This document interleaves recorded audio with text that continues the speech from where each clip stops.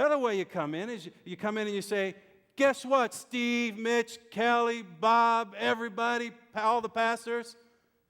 Find me, feed me, fix my kids, cast stuff out of me. That's building it on us, not Christ. That ain't going to work. A spiritual house has been designed to be built on the foundation of the cornerstone, and that cornerstone is living, he's alive, and it's Jesus Christ. Though he was rejected by man and crucified, he's precious to God and is alive today to live through us. Look what it goes on to say in Matthew with Jesus talking there. Jesus explains, how do you come? How do you come? And Jesus said to his disciples, if anyone would come after me, he must deny himself, his selfishness, his pride, and take up his cross in humility and follow me. For whoever who wants to save his life will lose it, making life all about me and my pride and my ministry. But whoever loses his life for me will find it. You know, Bob Purdy told me that in every Eastern culture it's this way. But 2,000 years ago, it was off the charts, they understood this. The community was greater than the individual. Now, we live in the West, and we don't see it that way at all. It's all about me and my book titles and my doing this and my doing that for the kingdom. And we go back and look at the end of the day and say, look what I did. God, look what I did for you. But God's made it so that the spiritual house would be greater than any spiritual living stone. That to be built, I come in humility and say, I'm in the local church. Let's find out together about the living cornerstone. Let's serve one another. Let's do life together to be a holy priesthood, to connect other people to him. And it says, it gives a role of a priest there, and Peter says, offering spiritual sacrifices that are acceptable to God through Jesus Christ. What are those?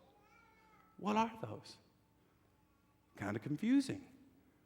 Because Hebrews 10:10 says Jesus has paid the price for sin once and for all. 10:18 in Hebrews says you're not going to add anything to it.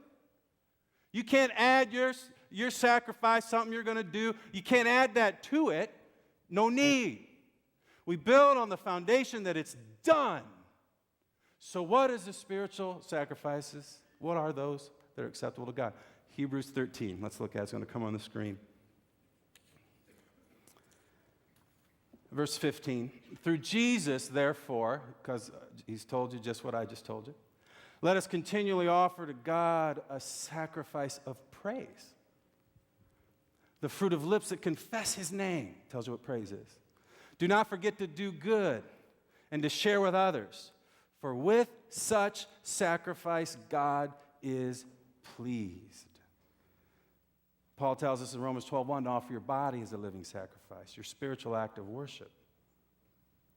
So we confess Christ. We live a life of confessing Christ, of agreeing who he is, that he is the living cornerstone, that he is the foundation, and we do good by sharing in community with others, because the community is greater than any one individual. So how do you do that? How are you going to do that? I want you to write this down. 2 words. And you're going to think, Mitch, you're saying that all the time. You said it last week. Write it down. Small group. Small group. Every person here needs to be in a group of believers doing community and life together, built on the foundation of the living cornerstone. Every single person. No exceptions. None. How many people are in a small group? Raise your hand. How many people are not? Raise your hand. Higher. Okay, go find them, everybody. That's who we're... I just want to tell you right now, that's a measurable foundation that we are not living up to. We have to do it. The spiritual house, the community there is greater than any one individual, and doing life outside of it is not the way God intended it to be. You can get in a small group here by going to the men's group. Power equipment on Thursday mornings or Thursday afternoons. Steve teaches. Different people come in and they'll teach, but then they break up in small groups and you do life together. Living stones connected with the living cornerstone. You can go, if you're a woman, you can go to precepts, you can go to mobs. There's all kinds of opportunities for you to get in a small group. Here, just call us. If you're a couple, you need to get in a small group for couples that meets at least twice a month and gets out the Bible and says, how are we going to do life together in community? Because that's the way God designed it. We build on Him, the cornerstone, the foundation. We walk humbly together. We continually seek Him in humility to go serve others. And so when you go to NeighborLink, do it with a small group. When you go serve at some other function, you're doing it in a small group.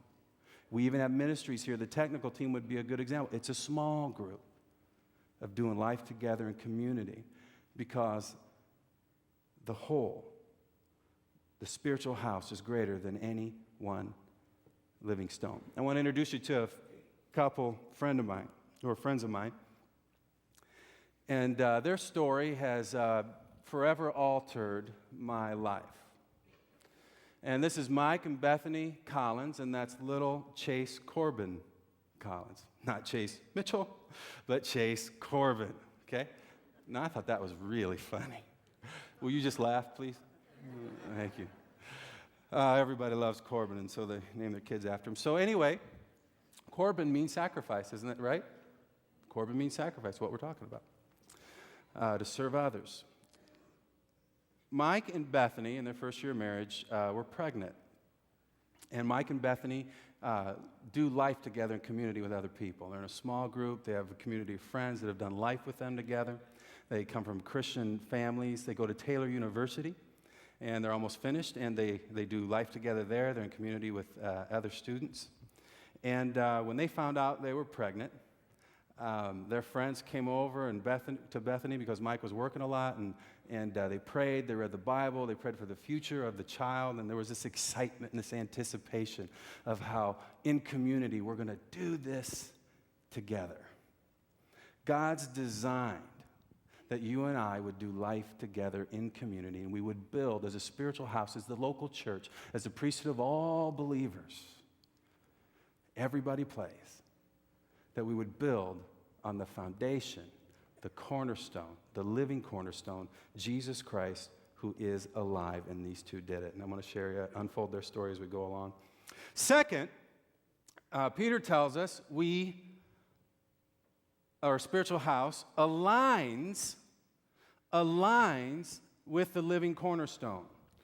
The living cornerstone, Jesus Christ, is the benchmark by which every single life will be measured.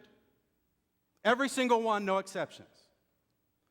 Peter says, if you align yourself, your life, your choices, with the living stone, with the cornerstone, the benchmark, then it's precious.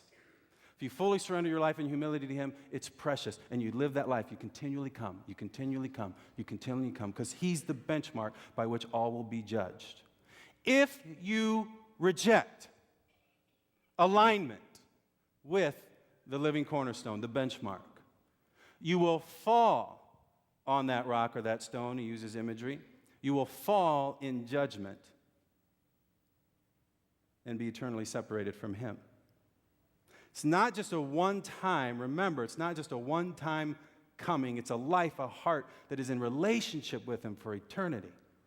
Totally humbling myself, not in pride.